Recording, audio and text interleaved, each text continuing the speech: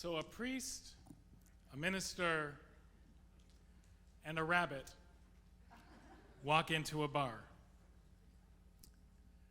The bartender looks at the rabbit and says, "Now I know why the priest and the minister are here, but why you?" The rabbit looks up and states, "I'm here because of artificial intelligence."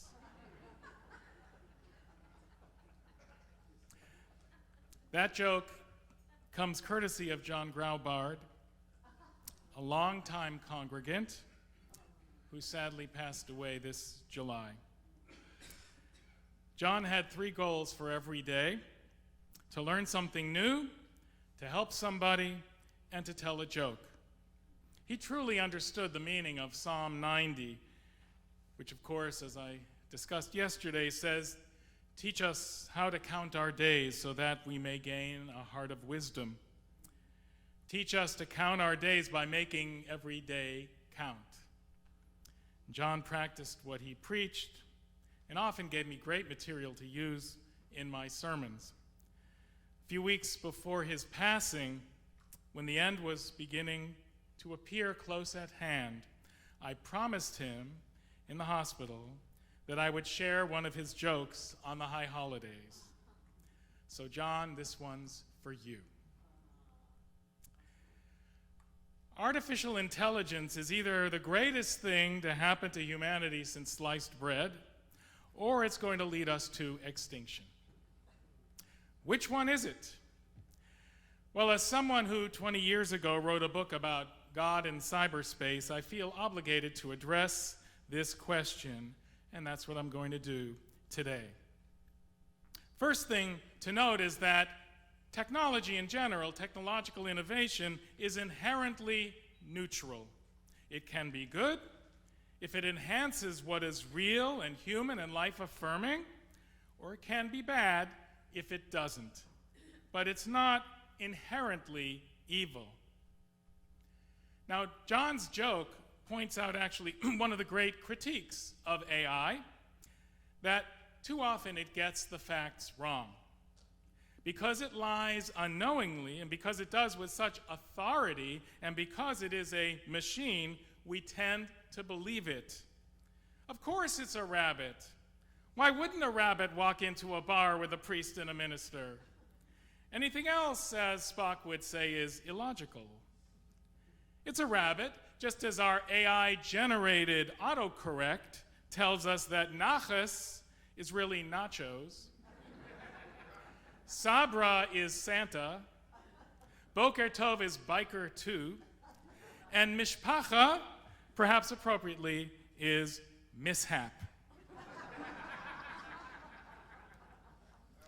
AI would actually be funny if it weren't going to destroy us all. But aside from being funny, can it do other overtly Jewish things? Can it show those characteristics? Can it kvetch? So I asked ChatGPT to generate a brief paragraph of kvetching, and here's what I got. Ugh, I can't believe how ridiculously hot it is outside. And of course, my air conditioner decides to stop working right when I need it the most. The traffic today was a nightmare, too. So many reckless drivers cutting me off and making my commute unbearable. And don't get me started on the never-ending chattering at the water cooler and stream of emails flooding my inbox. I swear it's like they multiply when I blink. Is it too much to ask for a day where everything just goes smoothly for once? I'm just so tired of all these little annoyances piling up. Sigh. Sigh? Since when did you ever hear a Jew say sigh? Unless we're talking to a guy named Sigh. We never say sigh. And ugh? What Jew ever says ugh? It sounds like something you'd read in a comic strip like Peanuts or Lone Ranger. Don't get me started. You know, it's right out of Billy Crystal's Mr. Saturday Night. Obviously, that's where they got it. And chattering? Who chatters? You chatter over finger sandwiches with lots of cucumbers in them. Not a pastrami at Katz's Deli. Jews don't chatter. We kvetch. Our new toy can be taken to absurd lengths. One rabbinic colleague engaged ChatGPT to write using the styles of famous writers for each portion. Another asked ChatGPT to use the voice of the King James Bible for instructions on removing a peanut butter sandwich from a VCR. For those who are a little younger, we'll explain what a VCR is later. And it came to pass that a man was troubled by a peanut butter sandwich, for it had been placed within his VCR, and he knew not how to remove it. I love this voice, you know. Number 2, Derek Jeter. Anyway, journalist Yair Rosenberg asked ChatGPT to do the Hillel versus Shammai argument that is very famous from the Talmud about whether we should begin with 1 Hanukkah candle and go up, or with 8 Hanukkah candles and go down. But the kicker was to do it in the wrapping cabinet meeting style of Hamilton. And it's cute, it's good, it's great, and I'll link to it in my notes. You can get it there. But it's filled with factual errors. ChatGPT makes a lot of mistakes and will kill you with kindness and an air of authority, so you forgive those mistakes. And eventually, as AI increasingly becomes the source of all knowledge, we start to believe that those lies are true. It is insidious. It is dangerous. It is built on a premise that artificiality can appear real, that a mechanical construct can fool us into believing that it's sentient.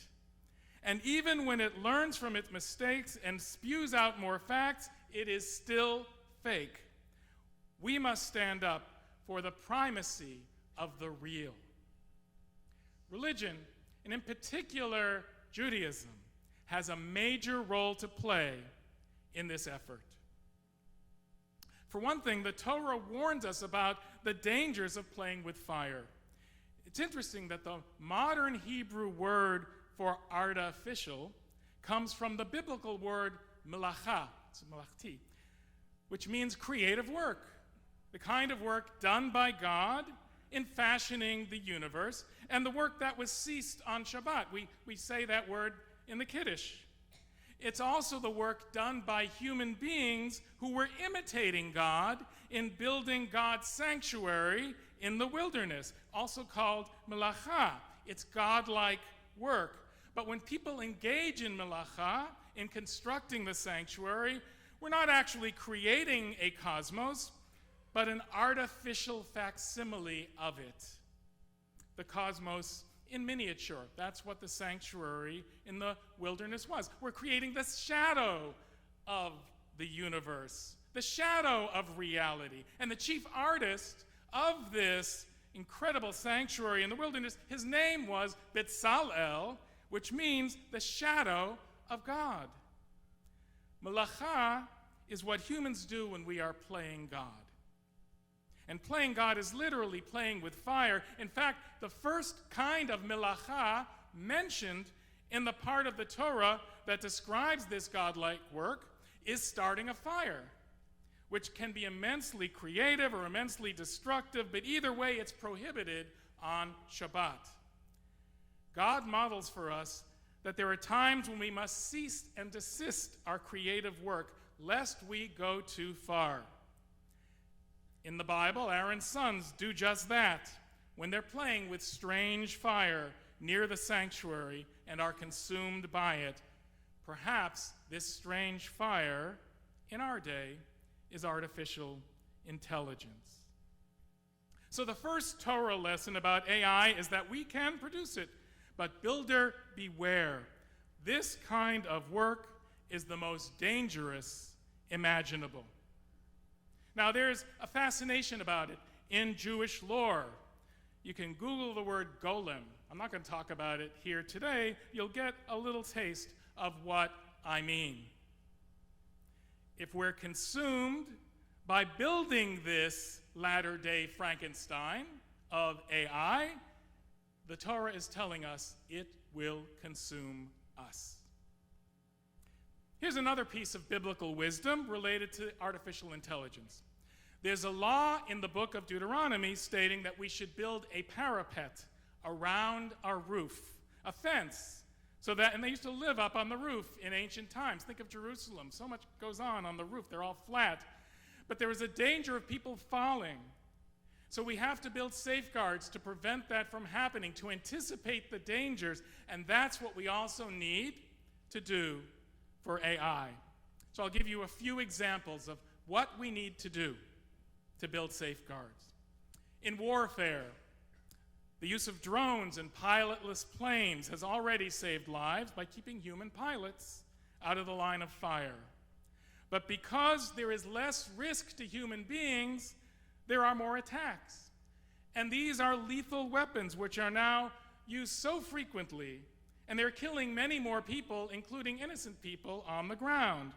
So we need to develop an ethic of warfare that takes these lessons into account and applies what we're learning in Ukraine and Afghanistan, etc., to a new world where it's become too easy to kill. The machines won't become moral agents by themselves. We need to program them. That is a parapet around the roof that we need to construct. In medicine, AI has already enhanced the practice of medicine and could well cure cancer. There is no limit to what it can do. But it can also develop pathogens capable of wiping us out and spreading them around. When people talk of the possibility of AI causing an extinction event, this pandemic route seems to be the most pressing fear. And I suppose that's partly because we've proven to be so good at fighting off pandemics. Once again, human beings need to create an ethical code, a parapet around the figurative roof, and to program ethics into AI so that an extinction-level event will not be possible. And in diplomacy, Vladimir Putin,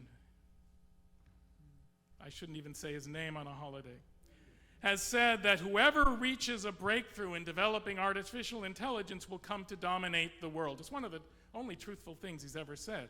He actually sounds more like a Bond villain every time he speaks. The race has already begun.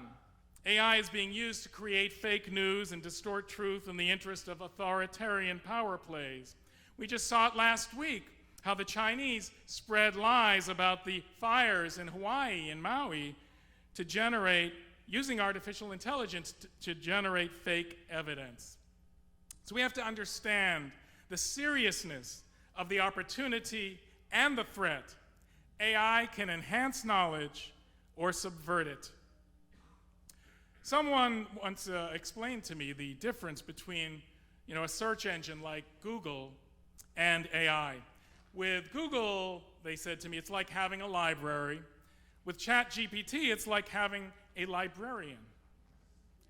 But can you entrust the librarian to write your college admissions essays, court summations, and love letters? Is this a librarian who has lost a parent? A librarian who's been cheated on or sexually harassed? A librarian who has had a swastika scrawled on its front door? Is it a librarian who can question a God that allows for thousands of innocent people to be killed by firearms each year? Is this a librarian who has seen its child wither away from Tay-Sachs or fentanyl?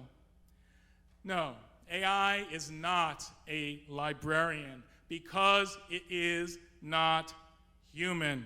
And I'll keep repeating that because it needs to be drilled into us, because we anthropomorphize so many things, from the stock market to cars to hurricanes, but none of them has the destructive potential of AI.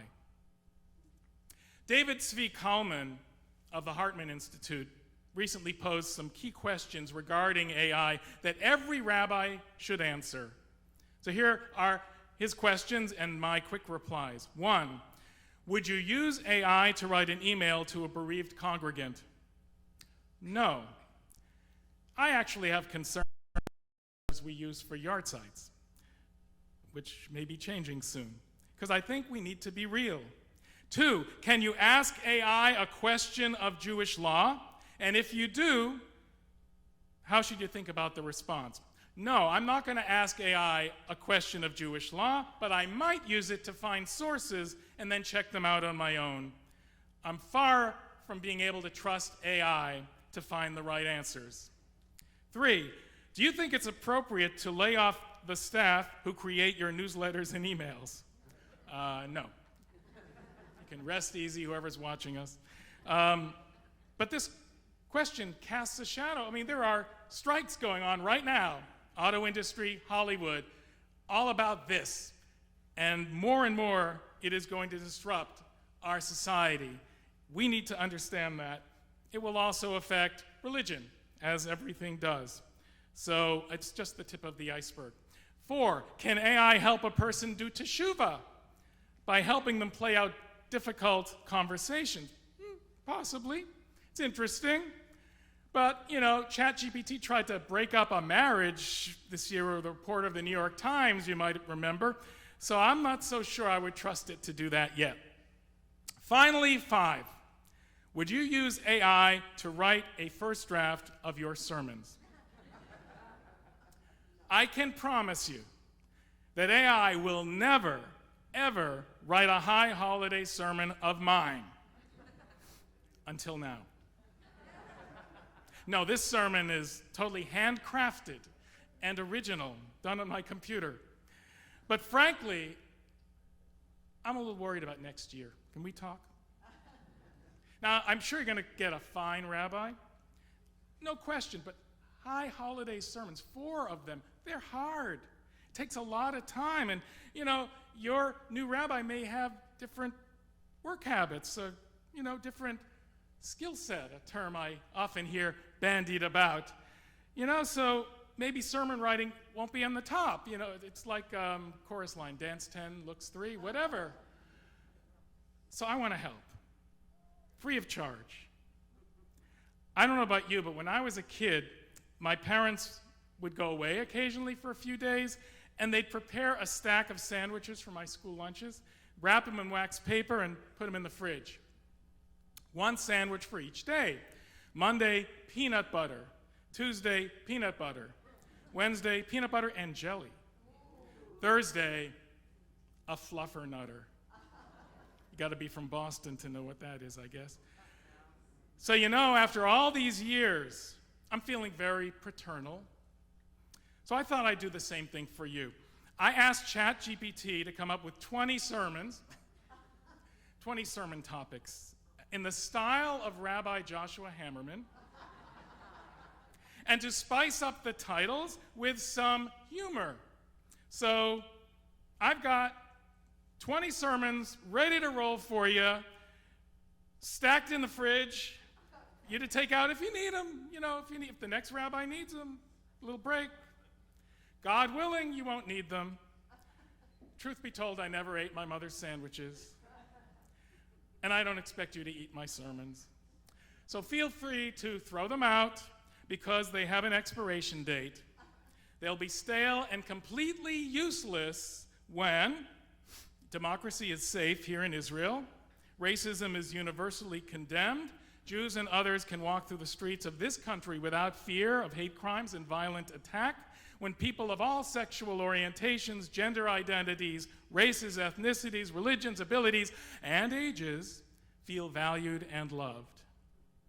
At that point, my sermons will no longer be fresh. At that point, you can throw them all out. So with that in mind, here are a few of the topics that ChatGPT gave me. 1, reclaiming ritual, because who needs a Peloton subscription when you can sweat it out during a good old-fashioned hora dance? 2, the sacredness of nature. Remember, hugging a tree counts as a mitzvah, as long as you ask the tree for permission first. 3, embracing diversity, because no matter how you pronounce challah, we can all agree it's delicious. 4, the ethics of technology. Moses may have come down from Mount Sinai with tablets, but at least he didn't have to deal with software updates. 5, repairing broken relationships because making up with your in-laws is almost as big a miracle as splitting the Red Sea. And 6, embracing vulnerability. Remember, even Moses had to ask for directions once in a while. I'll put the whole list of 20 in my sermon transcript, but you can see that the topics do reflect many of my recurring themes. It did its homework. The humor, not so much. There definitely seems to be, but it's creepy that ChatGPT seems to know me. It's very creepy, but it's a thing.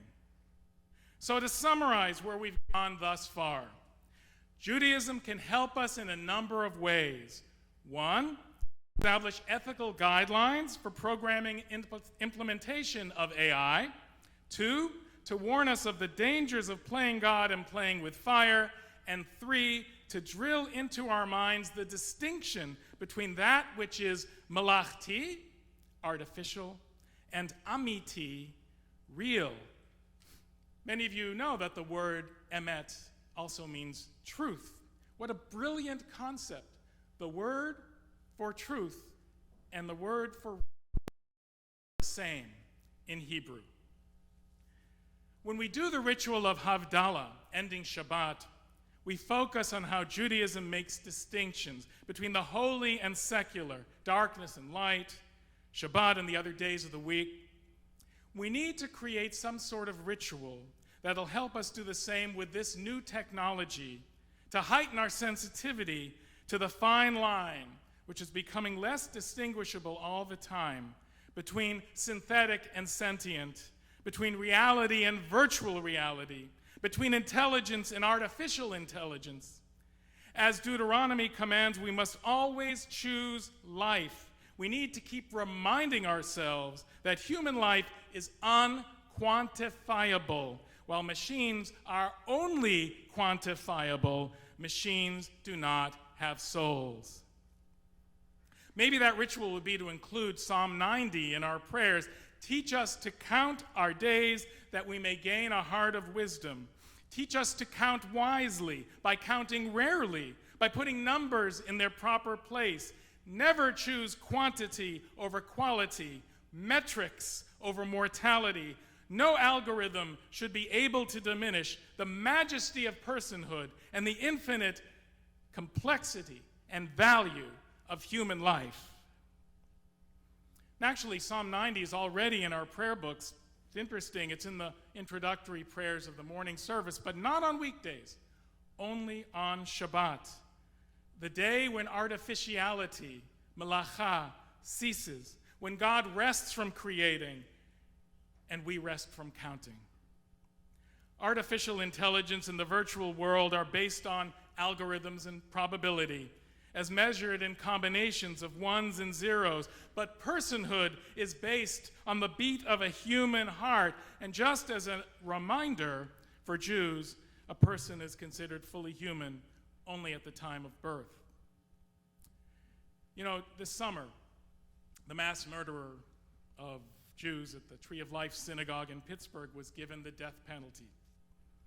Now, Jewish law frowns on capital punishment because you can't put a value on human life, even of the killer. And I can make the case for capital punishment and have elsewhere, but it still should be used very, very rarely, if at all.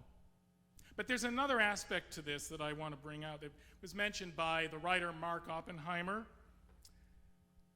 11 souls were taken from us that Shabbat, and they are irreplaceable. At their services, they were the regulars.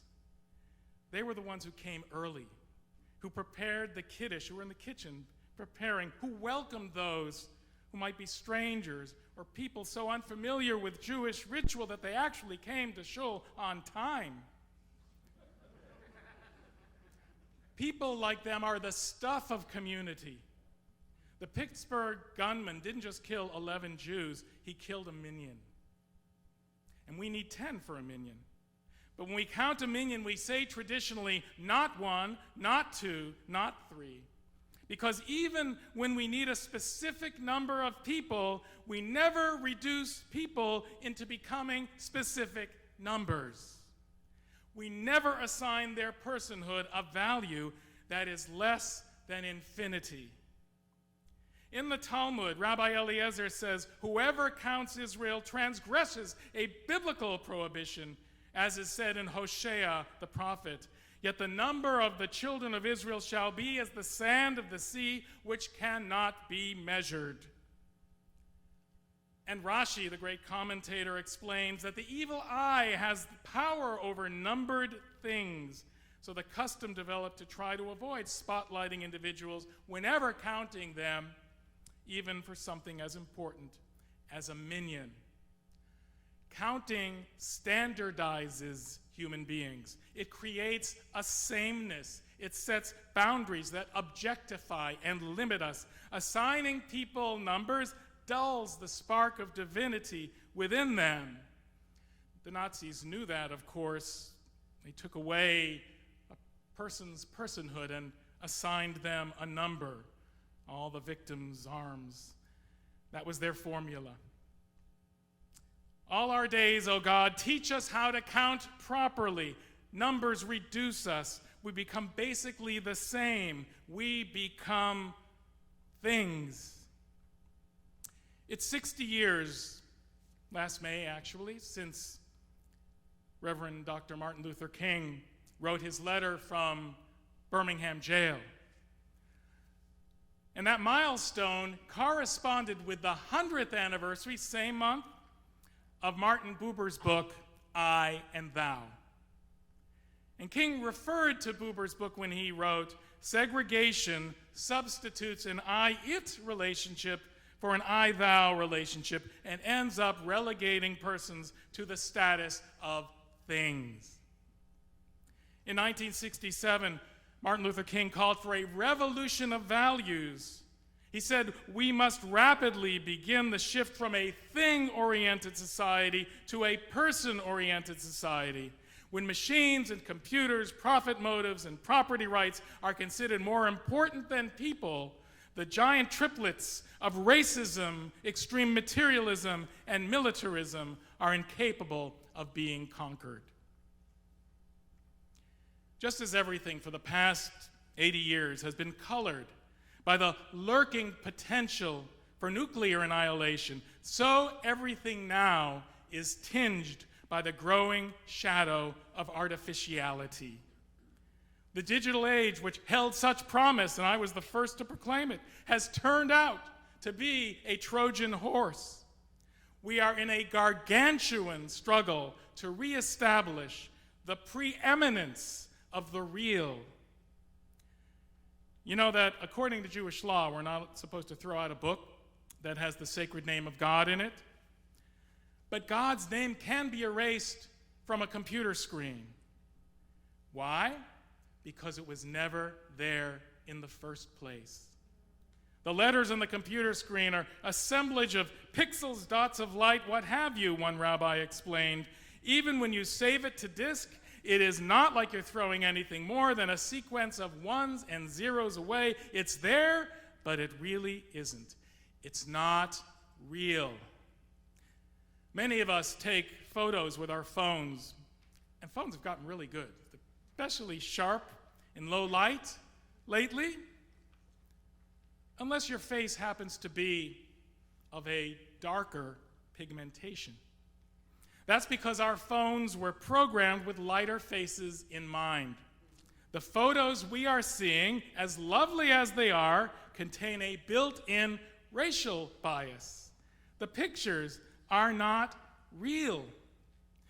Similarly, social media can be so life-affirming and can enhance I-thou relationships, but only if being online leads us beyond the shallowness of simply tallying up likes and generating friend requests. At its worst, social media ruins lives with gossip and cyberbullying, leads to loneliness and suicide, by setting up unreasonable expectations of success and body image, and it turns us into one-dimensional robots who all seem to be doing the same things at the same times, though in different places, cropping the same photos, filtered and primped until they're grotesque imitations of what is real and revealing too much information that is really not information at all, but spin. Writing in The Atlantic recently, Megan Garber warned, "We are all becoming so distracted and dazed by our fictions that we'll lose our sense of what is real. The result," she wrote, "will be a populace that forgets how to think, how to empathize with one another, even how to govern and be governed."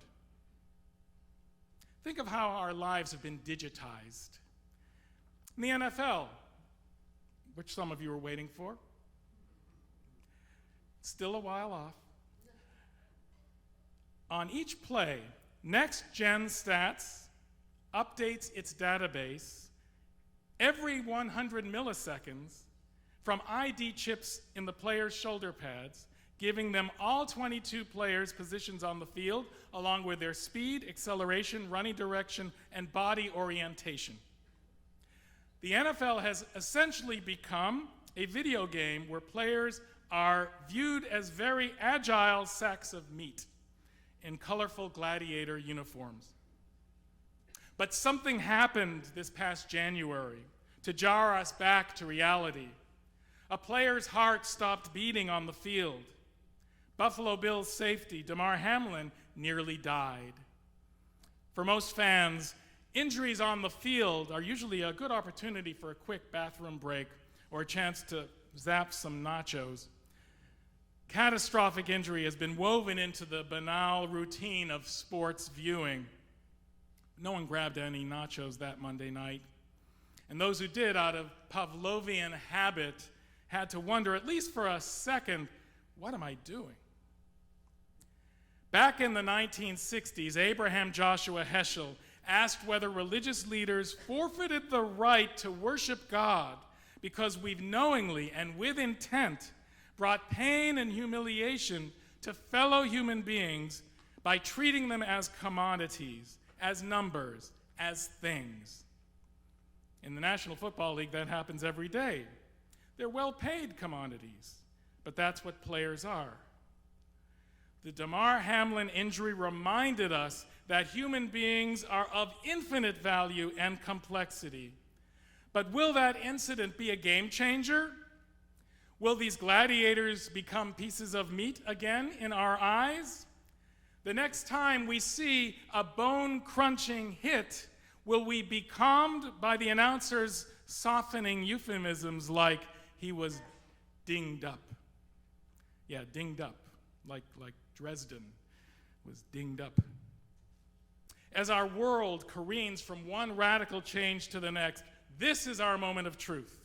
We need to cling to what is human, what is real, or we may lose it forever.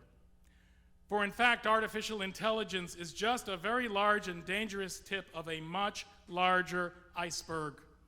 This is the battle of our times. We are reinventing God's universe in miniature, but the result is only a shadow of God's true reality. And in the process of giving ourselves over to our own creation, we are losing ourselves. Martin Buber told the story of the Hasidic Rabbi Zusia of Hanapol. It's a story I've recited often, maybe I think in the first year I was here.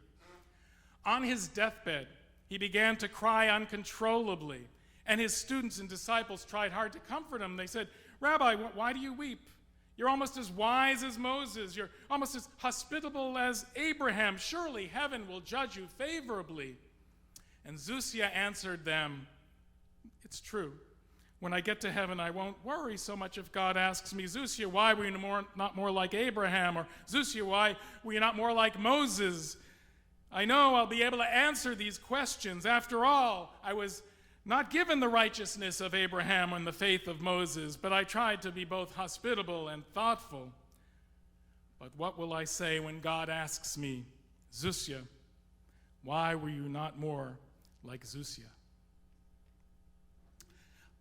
I first encountered Martin Buber's I and Thou in college, and in a class that changed my life, taught ironically by an applied mathematician who was also a great humanist. His name was George Morgan, died this past February at the age of 98.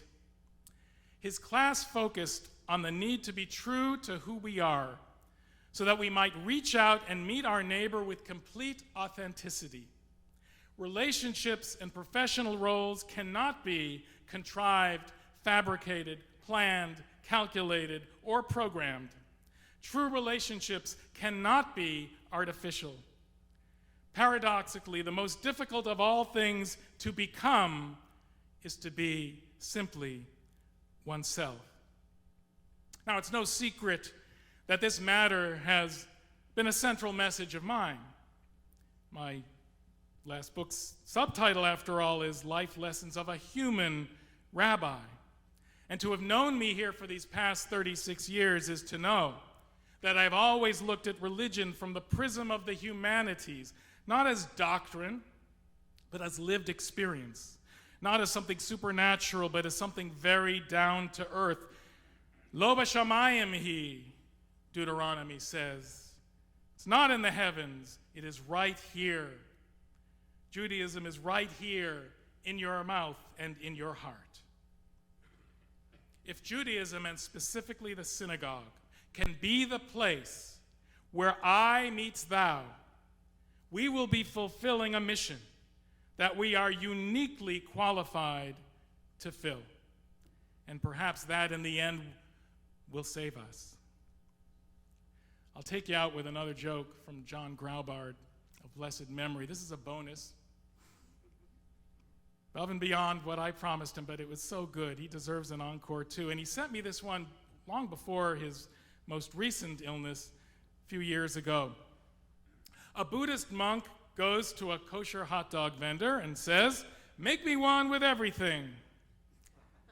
The vendor hands him a Hebrew national hot dog, we sort of kosherized this, on a bun with mustard, ketchup, relish, onions, and kraut. He then says, "That'll be $4. The monk hands him a $20 bill. The vendor puts it in the cash box, but doesn't give anything back to the monk. Monk says, "Don't you owe me something?" And the vendor replies, "Change must come from within."